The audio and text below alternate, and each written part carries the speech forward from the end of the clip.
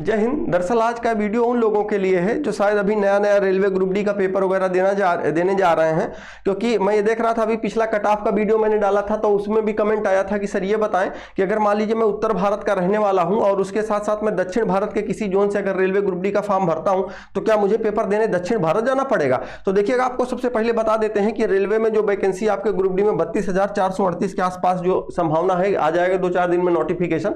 उसके पहले लोगों के मन में है कि हाँ आखिरकार कहीं हमको वहां तो नहीं जाना पड़ेगा पेपर देने, तो आपको आपकी मैं पूरी की पूरी दुविधा दूर कर देता हूं।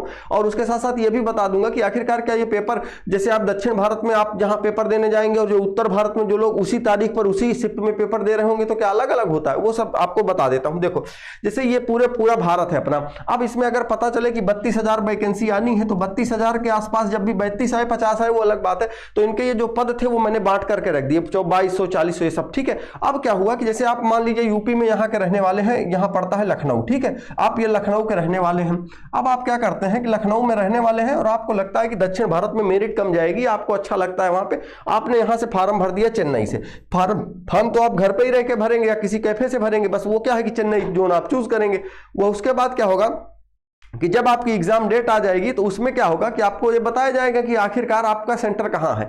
तो आपके मन में ये हो रहा होगा कि सर यहाँ हमको इधर कहीं आसपास यहीं पेपर करवाएंगे, इसी के आसपास कहीं ना कहीं, या कुछ लोग अगर यहाँ से यहाँ फार्म भरेंगे इधर भरेंगे तो इनको यहाँ पे, या अगर कुछ लोग इधर मुंबई वाला भरते हैं तो यहाँ, क्योंकि आपको ये पता होगा कि जैसे अपना ये प्यारा भारत है, इस प्यारे भारत में आप देखेंगे तो ये यूपी है, ये मध्य प्रदेश है, ये आपका राजस्थान है, ये गुजरात है, इसके अलावा छत्तीसगढ़ है, इधर बिहार है। तो इस तरीके के जितने भी राज्य हैं आपके, इनके बारे में तो पता ही होगा, नहीं पता तो आप मैप में देख लीजिएगा। और ये पूरा ओवरऑल जो मैंने बनाया है इसमें आप ये, अब इसके बाद अगर देखिए जैसे लखनऊ में आप ये सोचिए कि लगभग मान लीजिए कि यहाँ पे लखनऊ जिला था और लखनऊ जिले में मान लीजिए लगभग 2 लाख लड़कों ने फार्म भरा। कितने लाख लड़कों ने? 2 लाख।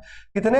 हाँ, ये संख्या ज्यादा भी हो सकती, कम एक अनुमानित बता रहा हूं। 2 लाख लड़कों ने फार्म भर दिया। अब उसके बाद आप बताओ उन्हीं 2 लाख लड़कों में से कुछ तो चेन्नई वाली भरेंगे, मान के चलिए 10-20 हजार 5,000, कुछ यहां से फार्म भरेंगे, कुछ यहां के लिए भरेंगे, कुछ यहां के लिए, और अधिकतर लोग इसी के आसपास वाला भर देंगे कि हमको यहीं के नौकरी करने को मिल जाए। तो होता क्या है कि रेलवे के पास तो आपका आप लोगों का पूरा डाटा रहेगा ही लखनऊ वालों का, तो वो क्या करता है कि लखनऊ में 2 लाख लोगों ने जो फार्म भरा है उनका क्या करता है, मैं सबका सिस्टम बता रहा हूं आपने, क्योंकि रेलवे में जो लोग पेपर दिए होंगे वो अधिकतर देखे होंगे कि उस जिले का सेंटर, जैसे लखनऊ के लड़कों का अगर सेंटर जाना है तो कोई ना कोई रेलवे एक ही जिला निर्धारित कर देता है। जैसे मान लीजिए कि लखनऊ वालों का क्या है, प्रयागराज निर्धारित कर दिया उसने कि प्रयागराज में हम इन सबका पेपर कराएंगे।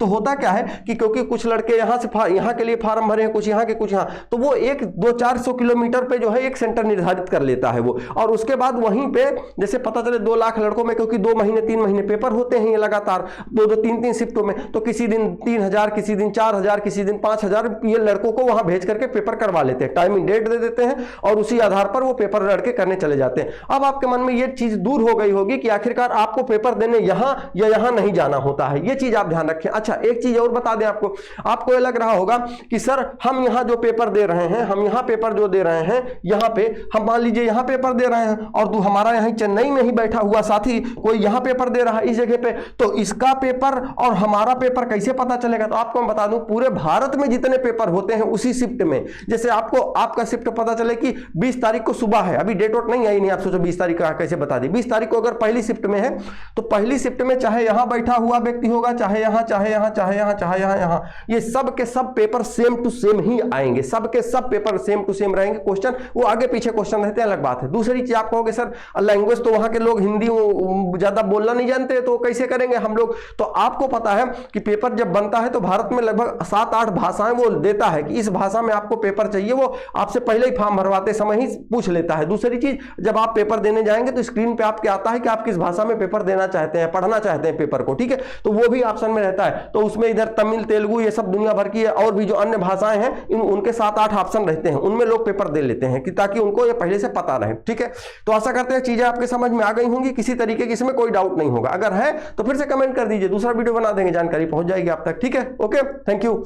और बाकी और कोई जानकारी तो नहीं देनी ना मुझे? हाँ ठीक है, बाकी आप इसके अलावा फॉर्म कहीं से भी भरिए, पेपर आपके आसपास ही होगा, 200-400 किलोमीटर का अंतर हो सकता है, उसमें यह नहीं है कि आपने, अच्छा मान लीजिए कि कुछ लोग अगर प्रयागराज के हैं, समझ लीजिए कुछ लोग प्रयागराज के हैं, जैसे प्रयागराज के हैं, अब वो सोचे कि हम प्रयागराज में रह के पेपर दे ले, और प्रयागराज जोन भी है, तो ऐसा नहीं होता है। प्रयागराज वालों को प्रयागराज में पेपर थोड़ी करवाता है, वो भेज देता है कानपुर, लखनऊ, उधर बनारस भेज देता है, तो वो जरूरी नहीं होता है, ठीक है ना। तो ये जानकारी मतलब जो थी हमारे पास, आराम से पढ़िए, तैयारी करिए, कोई दिक्कत नहीं है, ठीक है। चलिए हम और हाँ, तैयारी अगर आप लोग करना चाह रहे हैं तो पता ही होगा, जो लोग पहले से जुड़े हैं, ठीक है, जो अभी जुड़ना चाह रहे हैं प्लेलिस्ट जाकर के देख लीजिए, हम लोग 4-6 चैप्टर पढ़ भी चुके हैं, और आप तैयारी करना चाहते हैं तो आप भी जुड़िए, तैयारी करिए आराम से, ठीक है। मैथ और रीजनिंग का पूरा कंप्लीट कोर्स हम 1 बाय 1 करके पूरा चैप्टर और सीक्वेंस वाइज हम लोग पढ़ रहे हैं, आप भी जुड़ना चाहते हैं जुड़ सकते हैं, ठीक है। Okay, thank you.